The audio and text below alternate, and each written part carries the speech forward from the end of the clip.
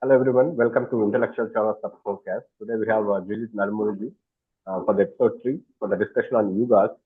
So Raviji, when we start from Rigvedic age, Vedanga Jyotisha, and move to Ramayana, and then move to age of Mahabharata, and then we move to the age of Gupta and Puranic age, how did the yuga transition over time?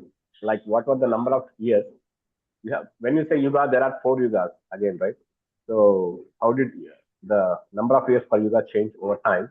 Can we explain the chronologically from whatever the evidence at least we have from Rigvedic literature to until the Puranic age? Good question. So this Yuga system, which today many people believe about around 4.32 million years, all the four Yugas combined, it has subjected to multiple evolutions. So the word Yuga is there in the Rig Veda itself. So the word Yuga is very ancient. But in the Rig Veda, whenever the word Yuga is used, it is used in the sense of 1 year, or it is sometimes used in the sense of one generation, one human generation. So something to the tune of 60 years or 120 years or 100 years. So this is the kind of meanings for the duration of the yuga we get in the Rig Veda. And very clear definitions are not there in the Rig Veda because it is not a text to define the times, the time calculation. So for that, there is a specific text called Vedanga Jyotisha, which is one of the six angas or six auxiliary text for the Vedas. So this text is evolved along with the Vedic text. So Rig Veda, Yajurveda, Samaveda, Atharvaveda. So a supplementary text, Vedanga Jyotisha, is meant for time calculation. So it is main purpose itself is time calculation, where you see a yuga defined as one single yuga is five years, and you are hearing it very clear. It is just only 5 years, and within the 5 years, what is being happening is there is something called the lunar calendar, solar calendar synchronization. So once in every 5 year, there is the solar calendar or solar year with around 366 days, and lunar year, it is around 12 days lesser. So around 250, 254, something like that. So that lunar year is composed of lunar months, and one lunar month is 29.5 days. So that is the time the moon takes to make one revolution around the sky of Earth. And similarly, the solar year means solar month, which is the apparent revolution of sun around the Earth's sky, which is around 30.5 days. So you multiply 29.5 into 12, you will get some 254 days, and 30.5 multiplied by 12, that is 12 months. You get 366 days. So a gap of 12 days. And this gap of 12 days, they will synchronize by counting 5 years. So after 5 years, the 12 years, 12 days becomes 60 days. And 60 days is equal to 2 months. So this 2 months is Adhimasa. And this Adhimasa is used to synchronize the lunar calendar and the solar calendar. So this is the very practical purpose of the 5-year yuga. And we don't see any names in Vedanga Jyotisha. They don't use any names like the Krita Yuga, Treda Yuga, or Dwapara Yuga, or Kali Yuga. That names are not directly used in the Vedanga Jyotisha. But it is indirectly we can understand these names are used in other texts like Ramayana and Mahabharata, because these unlike whatever we think today, these are these names represent numbers. Especially in the Mahabharata, there is the game of dice. They say the Kali means one. The Kali is the number one printed on the one of the faces of the dice. Similarly, Dwapara means two dots. Two dots printed, that is Dwapara. Three dots printed is Treta, and four dots is Krita. So these names of the yuga represent the number. So Instead of calling first Yuga, you can call it Kali Yuga. So the first 5 years, you can call it Kali Yuga. Second Sorry 5 to years, interrupt. you can call it. Uh, the dice has only 4 numbers during those time, or it has like 1 to 6? Yeah, Just it is a 4-face dice. It's you can see in the Mahabharata in B.R. Chopra. No, that is a correct depiction where Shakuni is throwing the dice. So the die have two small faces, but it is too small. There is no number on that. There are only 4 faces where the numbers are printed. That is dots. No, single dot means Kali, 2 dots mean Dwapara, 3 dots Treta, and 4 dots means Krita. So when you are a 5-year Yuga, there will be, they also counted the Chatur Yuga, 5-year Yugas, total 20 years.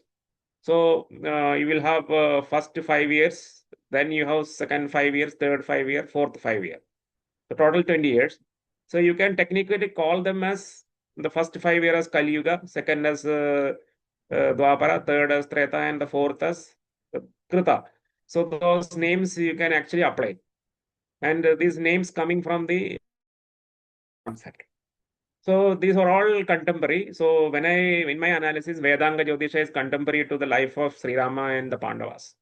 So the Vedanga Jyotisha, which is developed just after the Rigvedic composition, it was actually evolving in parallel with lifetime of Sri Rama and the lifetime of the Pandavas.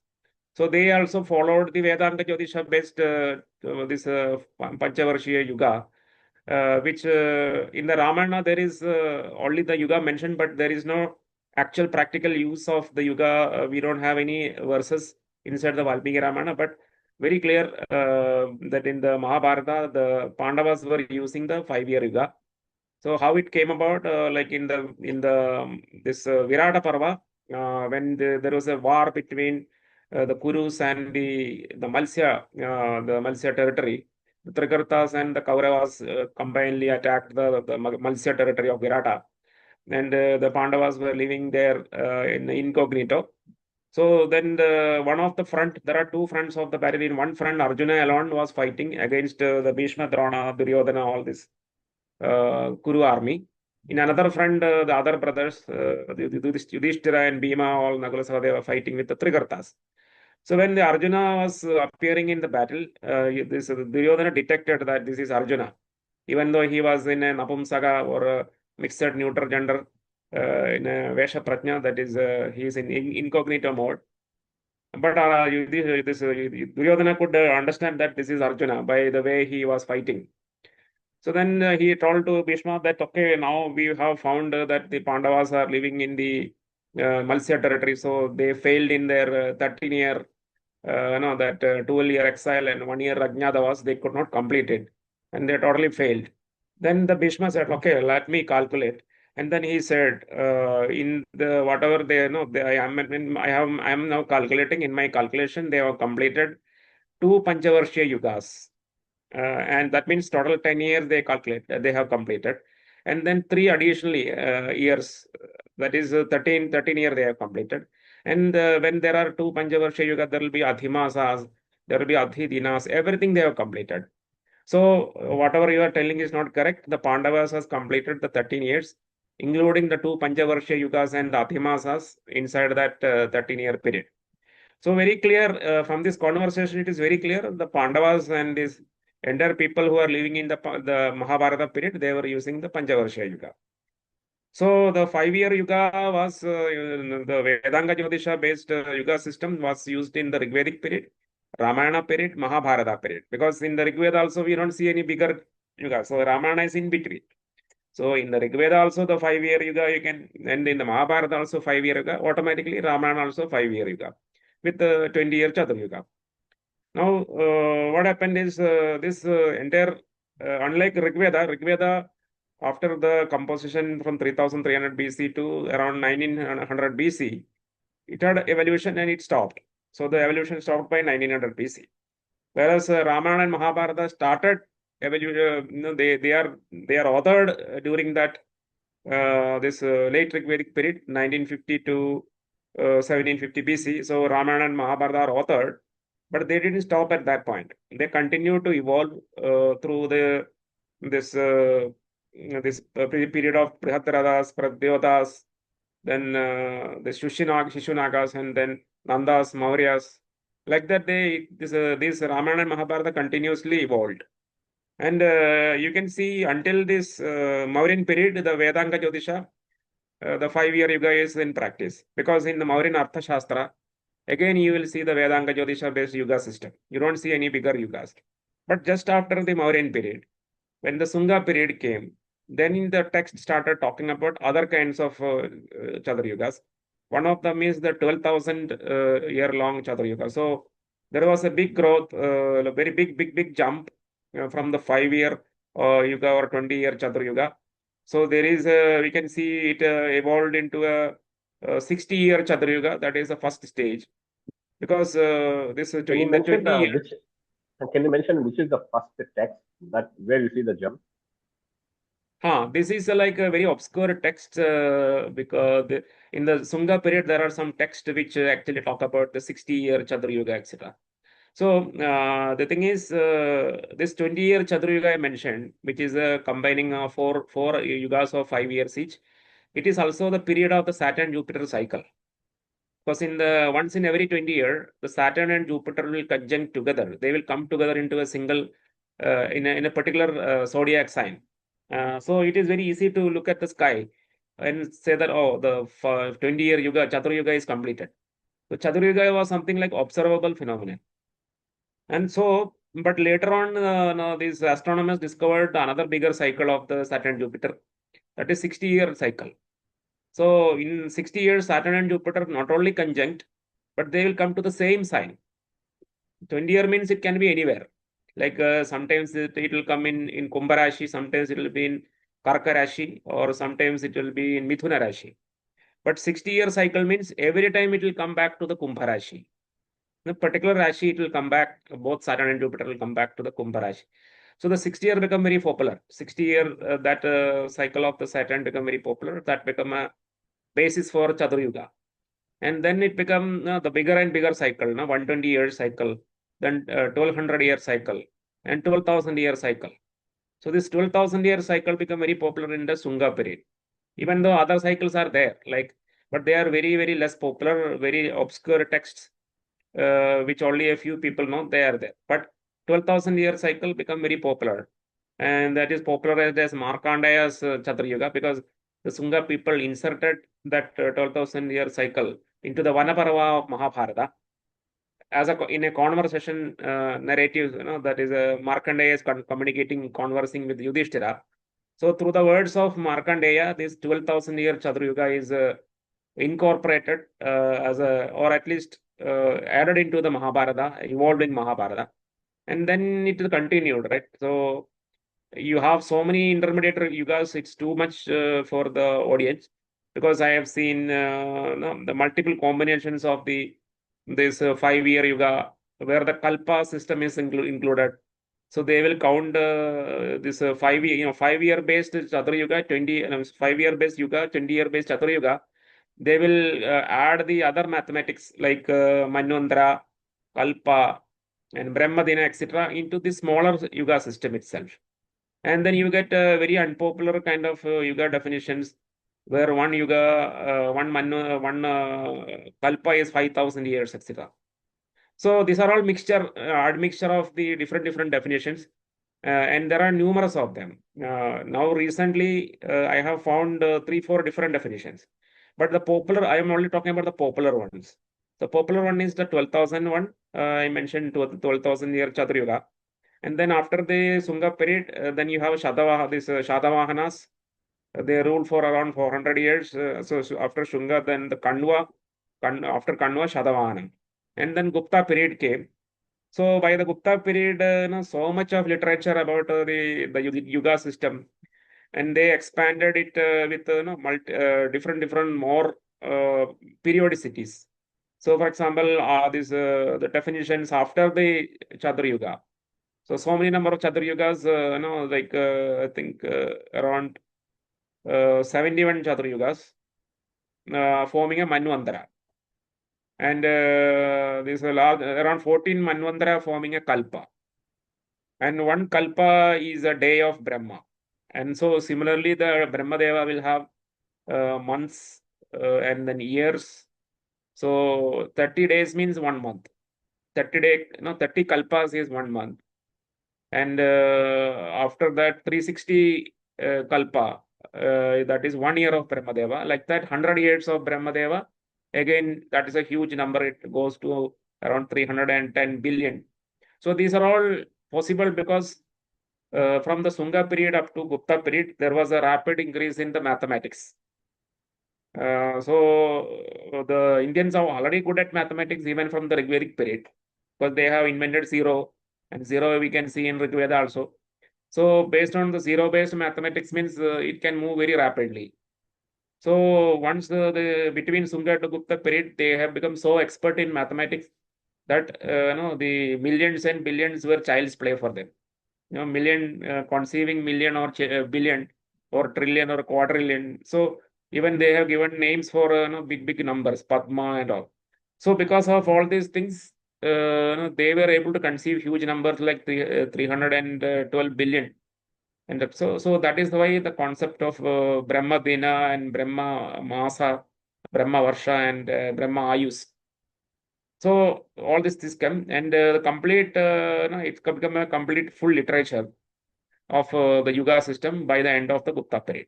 And that is what we are now, today we are, all the people believe in that last transformation where you have 4.32 million years is the Chaturyuga duration. After that, divided into 1:4:2:3. So earlier, if you remember, I said each yuga was just 5 years. No, there is no ratio. No, everything is equal. Now, the 20 years is divided equally into 4 parts. But then this starting with the 12,000 year yuga during the Sunga period, you see the division is 1:2:3:4. That is Kali Yuga is smaller and it is only like 1 unit. And Dwapara Yuga is twice the size of Kali Yuga.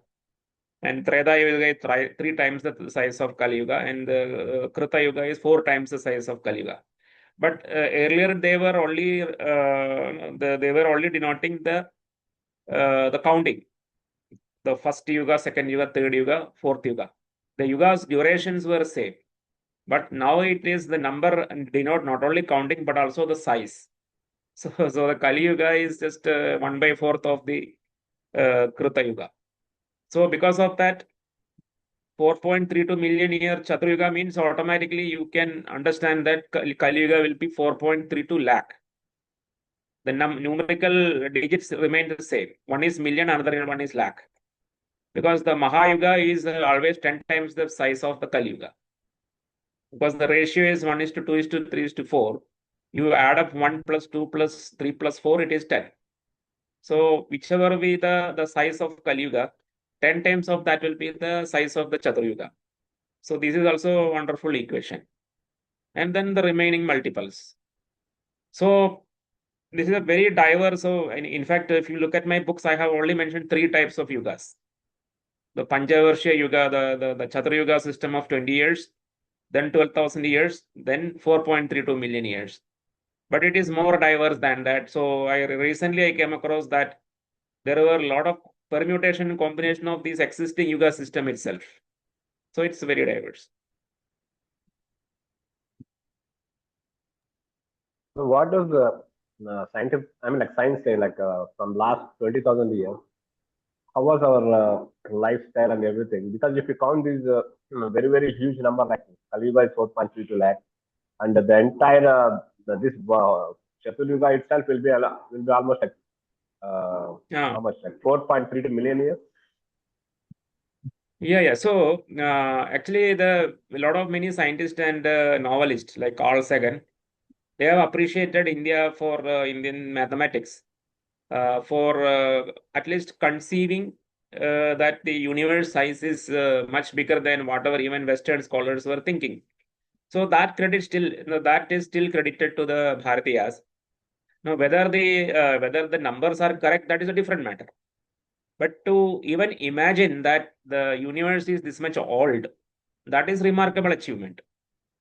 Now if you compare the numbers, so there See, of course, a lot of nationalist scholars they will say that this all because of the ancient rishis knew about the exact this exact age of the universe.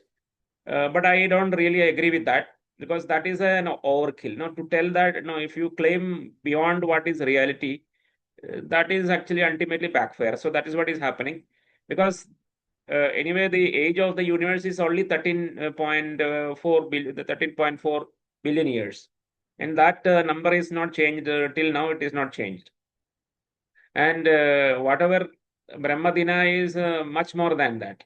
It is around 300 or 400 billion. So it's not exactly the same as the age of the universe. It's overshooting, basically. It's overshooting. And second problem is, the other day, this 4.32 billion. Yes, many people compare it with the age of Earth, etc.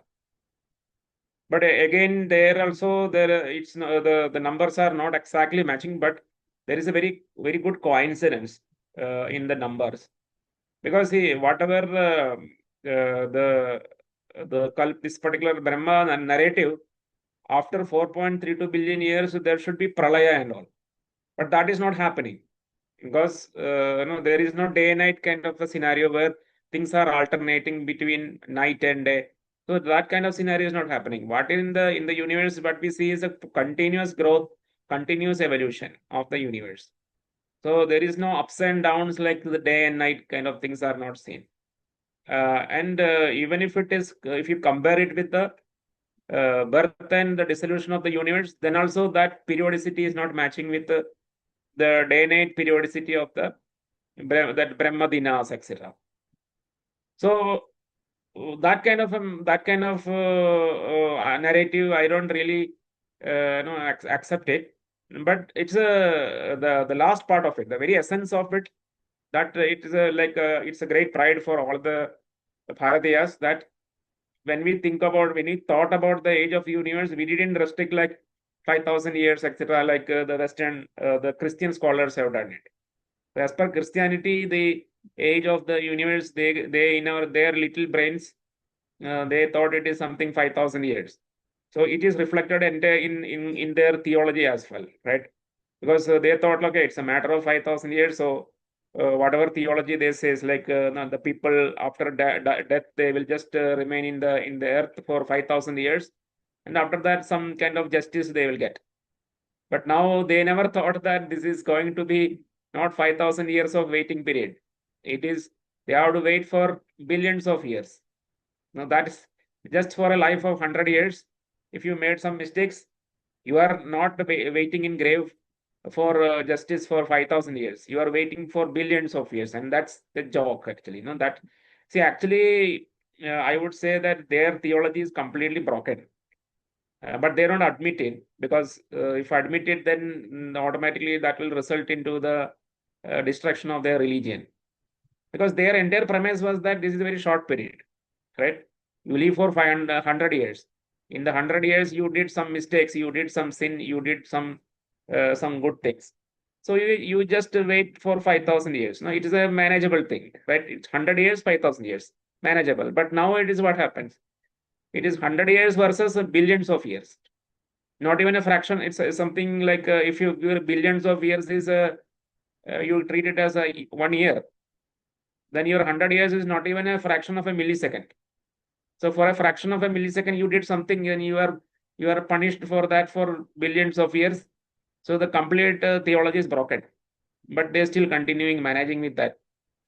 No, ours also has an issue. Is like you have one life after life, and there's a whole Yeah. from birth to death. There is a framework of business. Like when you birth, there is Namkarna Utsava, and then for everything there is some puja part, and then people extract money from it. And then there is this Yeah, yeah. continuous cycle after cycle. Like it's like this infinite loop with fear and hope. They will first give you hope and fear. If they don't, if you don't fall for hope, they will induce fear. That's the same principle we also use. So, so ours Yeah, also is yeah, like but it is never-ending life cycles until you reach Paramatma. Still, correct. the basic concepts have been broken, and some selfish people are using these things to make money. So religion is religion. End of the day, I definitely accept. Correct. I also made one of my video in my channel is like ancient wisdom in India, where I mentioned like you can see cyclic concept of time that can expand over this 6,000 year Abrahamic bracket. Mm, Ours is like eternal loop. So we definitely give the mm, credit. And even not only ours, but Buddhist texts also have 10 to the power of 108, 10 to the power of 108. They have all the numbers and all the calculations done by in Buddhist texts as well. One problem I see is like, yes. some agendas, instead of telling things as they are, the problem is like it could be us or someone else. Everybody wants to, distort things. That's the problem actually. So that's why I try, in little bits and pieces to get some truth out. So, and why is this still so popular? Do you have any views on that? Like, why people still believe like Kali Yuga is 4,32,000, and then some Kali Purusha is there, and then some Kalki Avatara will be there. And then why don't people? Why is like the famous concept is always like Rama was an individual, Krishna was a separate individual, and then all have been tied up with Vishnu. And Vishnu was like a friend of Indra. Indra was a major deity in Vedic age. And then Vishnu was one of the Aditya, and he used to be like a helper or friend to Indra. And then things get shifted to Puranic age, and then Vishnu takes over the entire spectrum. He becomes the major god, and then all these guys become part of him. So like now Rama becomes avatar of Vishnu, Krishna becomes avatar of Vishnu. Actually, it's not like that. But why? And the Yuga system again uh, helps them to keep these things intact. So why are these things which are not true actually so popular? And why truth? No one likes truth. So is this like an perfect organizational framework already in existence? So other voices are suppressed, and who are they, and how do they do it? And is there any way to get the truth out to everybody? Yeah, yeah. So this is a very important question. So one is, it is like only the reason why the last one is popular is because that is the closest, right? So the Guptas are the closest to us. So they, and again, that was a big empire, right? So the Gupta Empire was the second largest after the earliest, most biggest, largest empire was the Mauryan Empire, and Guptas were the second largest empire. So they were everywhere, no? Even the places where they are not ruling, like in the South India, they had influence. So the Guptas were ruling mostly in the up to India region, and their no that theology that spread into Maharashtra and Andhra Pradesh, Karnataka, all of the entire India. They have an influence.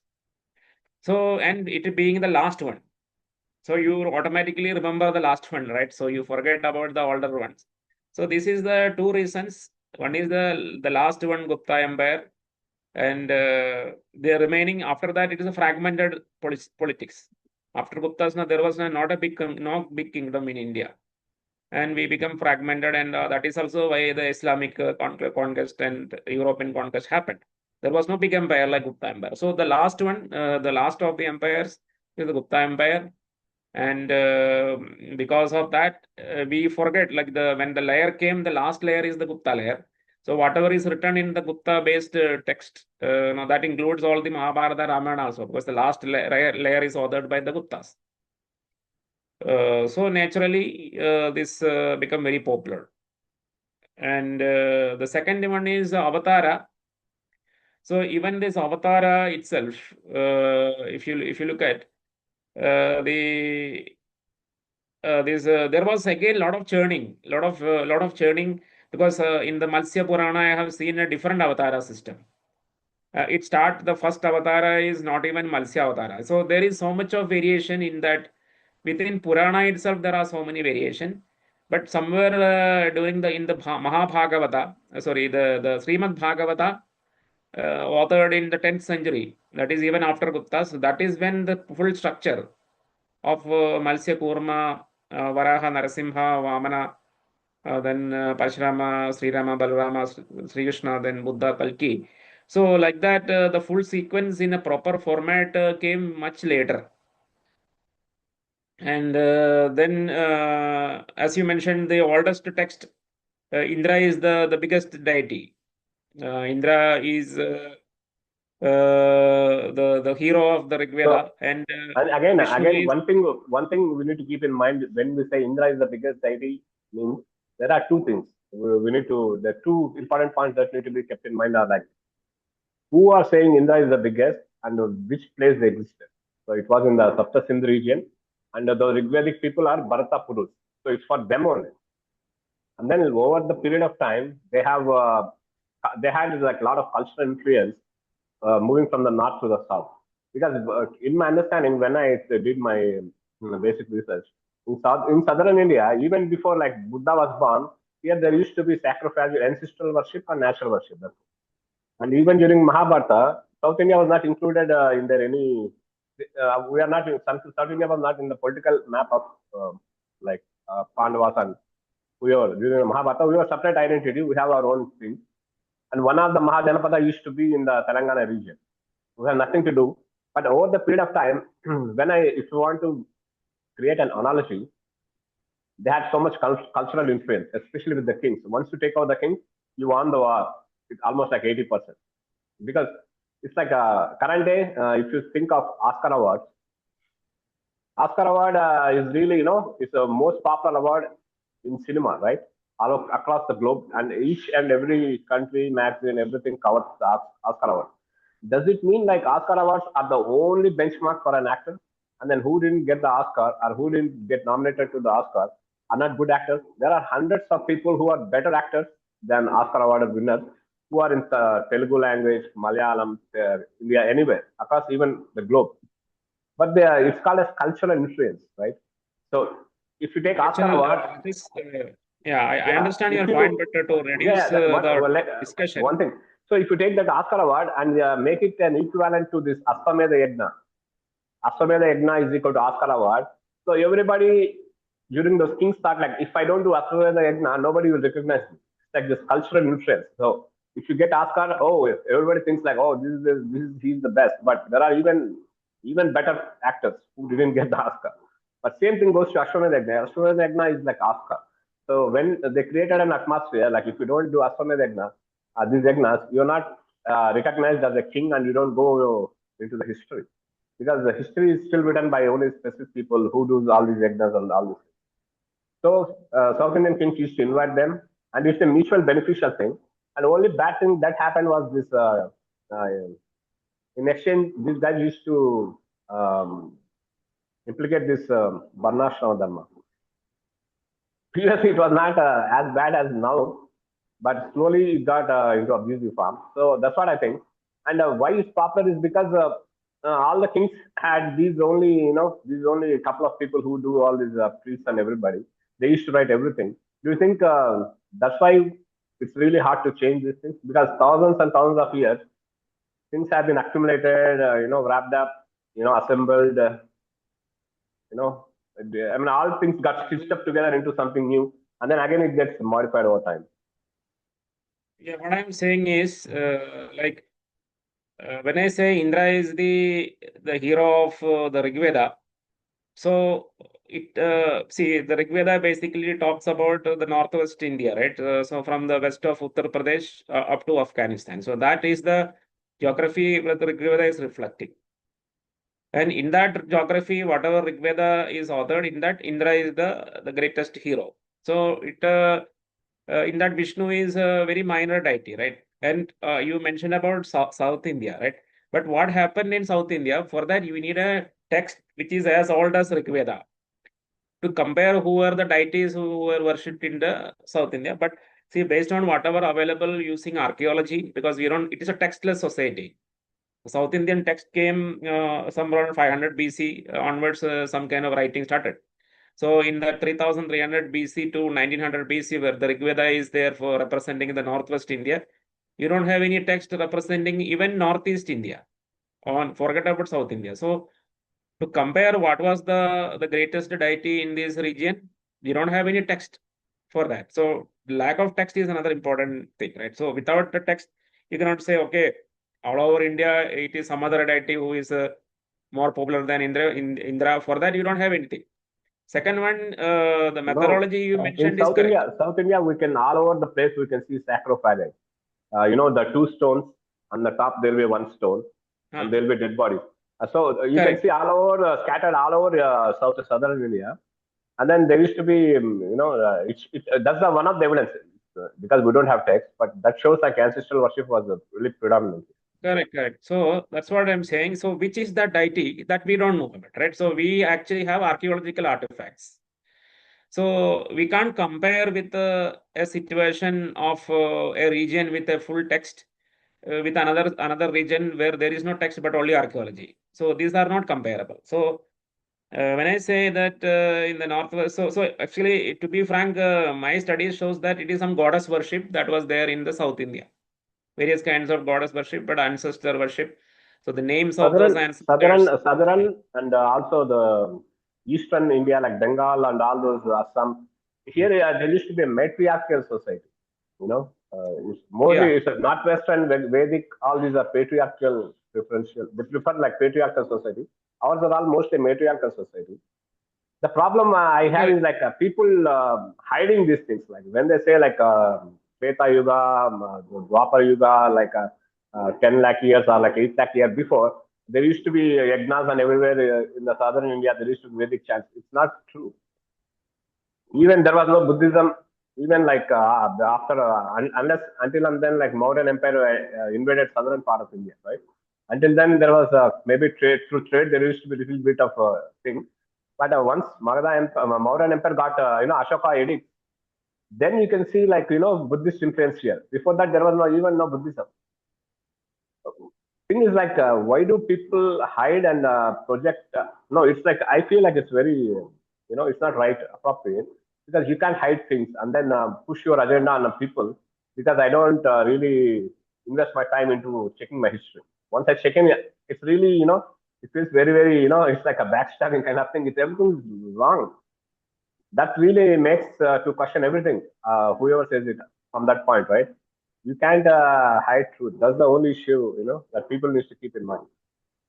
Because after that, everything will fall apart. Whenever if you say something again, and people will question it because you're already a liar.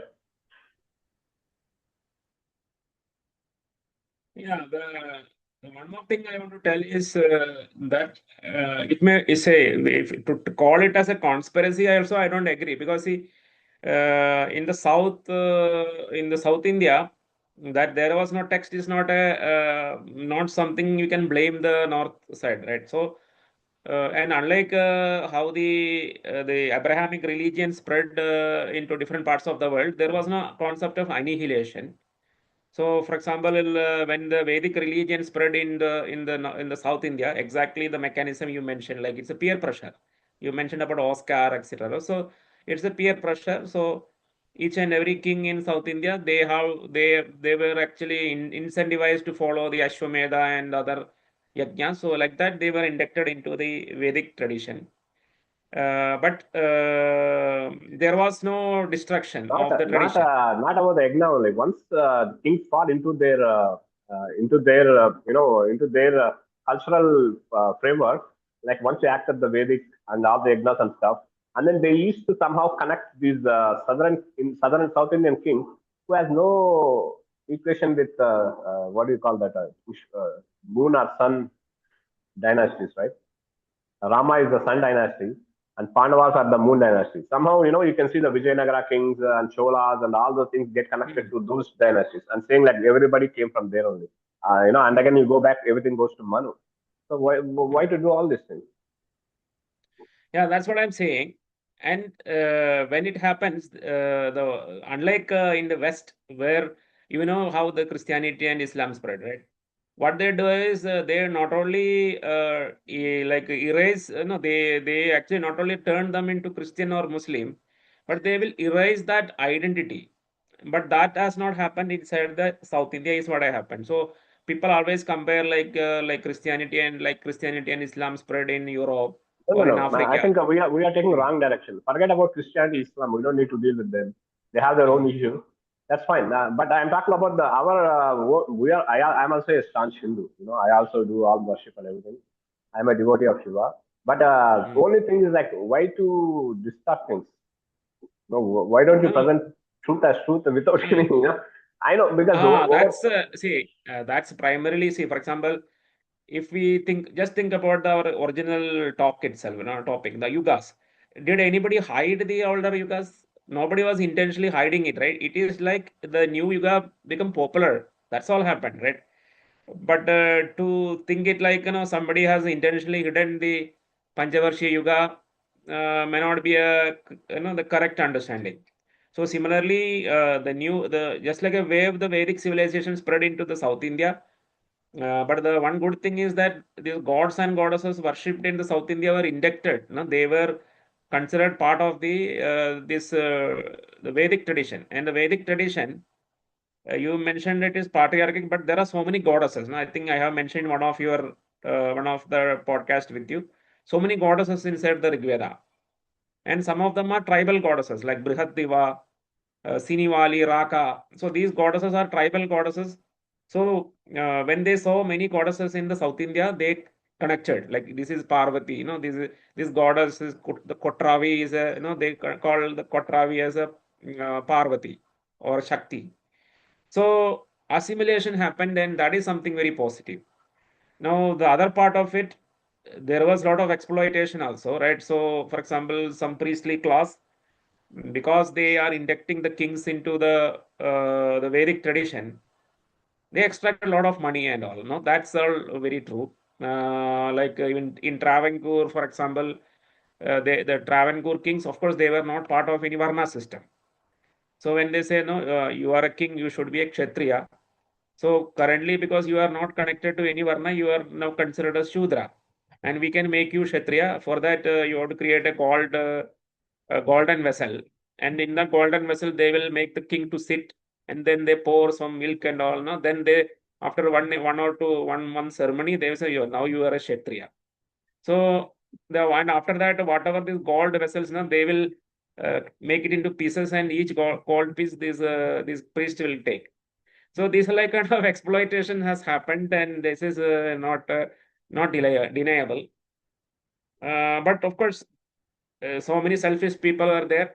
But in the process, a good civilization spread all over India, and that is something positive. Despite of so many selfish people, doing a lot of things like this.